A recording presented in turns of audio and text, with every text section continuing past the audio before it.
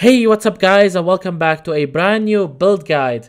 In this video we have Eternity Shroud Arc Lightning. This is a build that tries to elevate Arc Lightning to 3.9 standards, where monsters have gotten a buff and feels like 3 times more tankier. Arc Lightning still maintains the title of being the clear speed king, with the help from the Trickster Ascendancy and Eternity Shroud, being able to clear multiple screens in a single cast. And we are not even talking about the Val version. This is not a Val skill build, just like a normal Arc Lightning, and you can clear an entire screen with a single hit. So let's talk about this build. First, with the Ascendancy. Now, first you go for Swift Killer. A Trickster isn't a Trickster without this node. This one gives you free power and frenzy charges on kill. A 15% chance to gain both means that you will always have your maximum number of charges while mapping. And this is just like a great all-around node to have first, and like it also scales up well with the end game, because like it gives you charges, and charges gives you bonuses based on your already existing bonuses. So that's good. Next we have Harness the Void. This gives you a chance to deal non-chaos damage as extra chaos damage with your skills. Now it's a chance based, so you can have a cast that like destroys your screen, or you maybe will have to hit like multiple times to like kill a rare monster. So it's just like pure chance, but still like added chaos damage.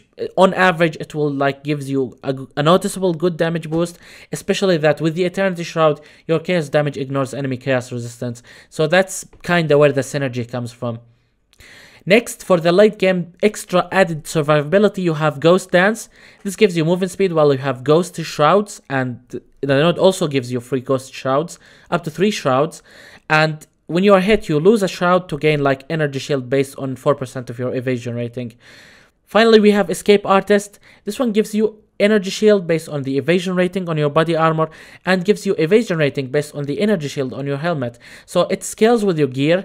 So if you don't have the Eternity Shroud, and maybe you don't have a good helm, just like don't take it and take Weave the Arcane until you have like good helmet and the Eternity Shroud.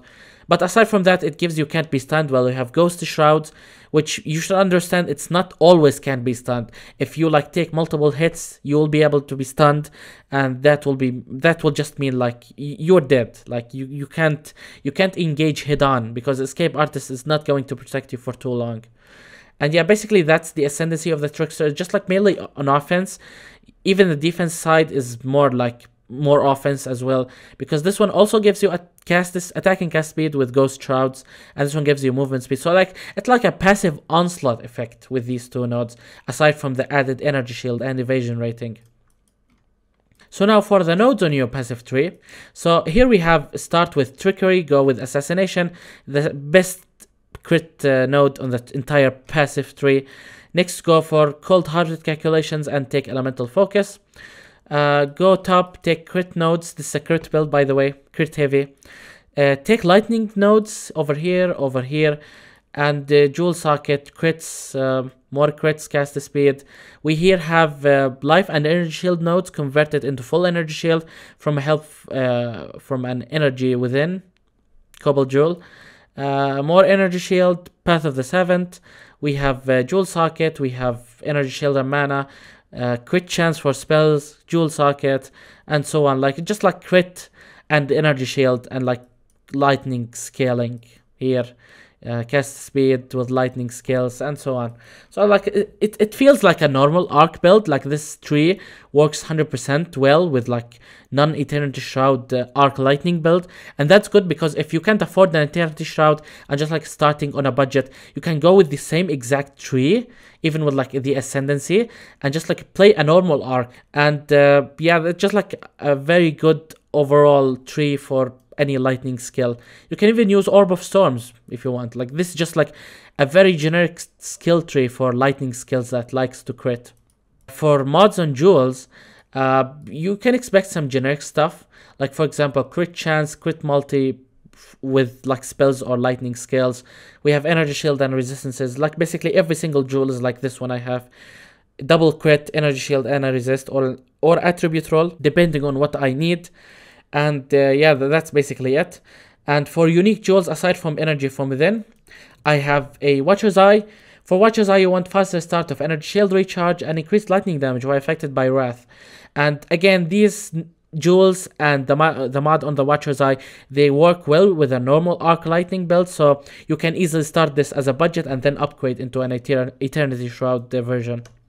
So let's go over items. We have the Eternity Shroud.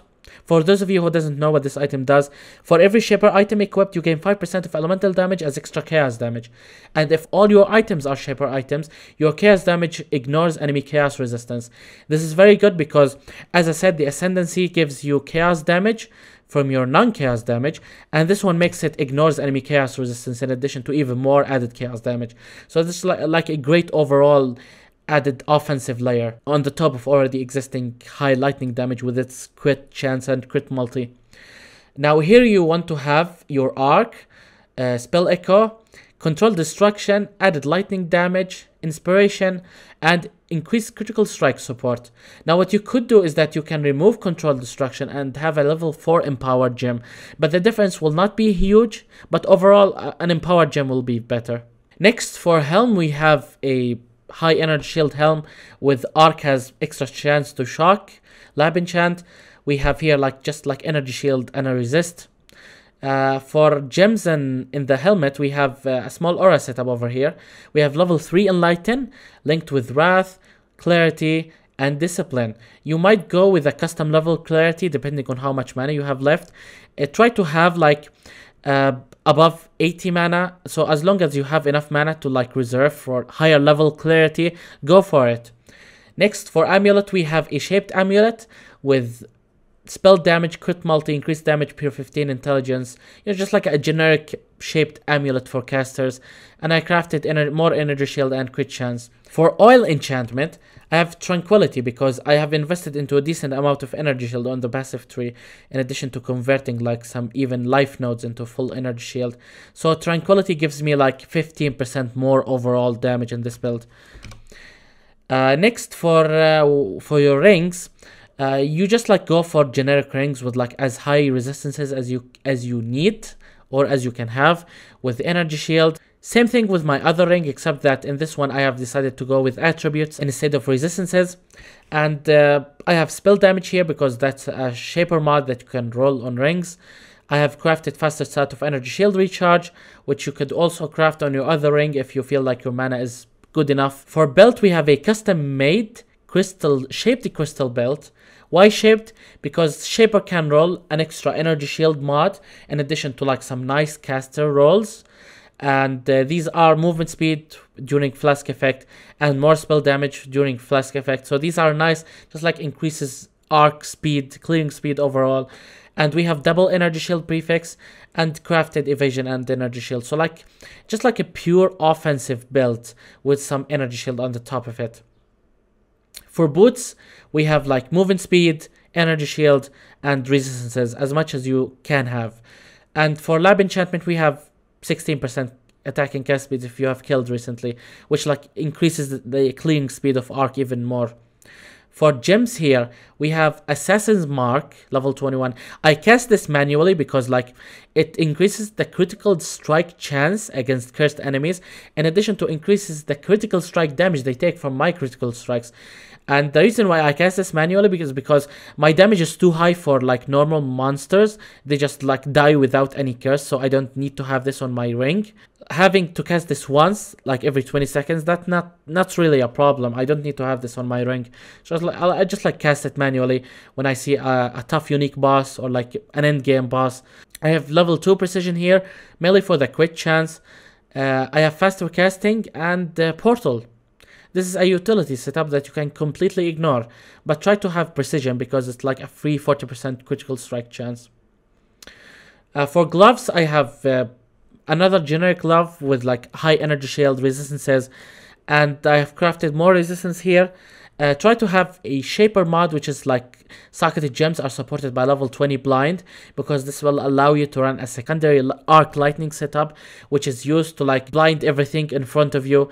Here I have arc linked with spell echo, inspiration, and innervate, which now becomes a 5 link with blind, and you just hit bosses with it, and just like they get blinded. It's like an enfeeble curse, but like even stronger. Next we have weapons.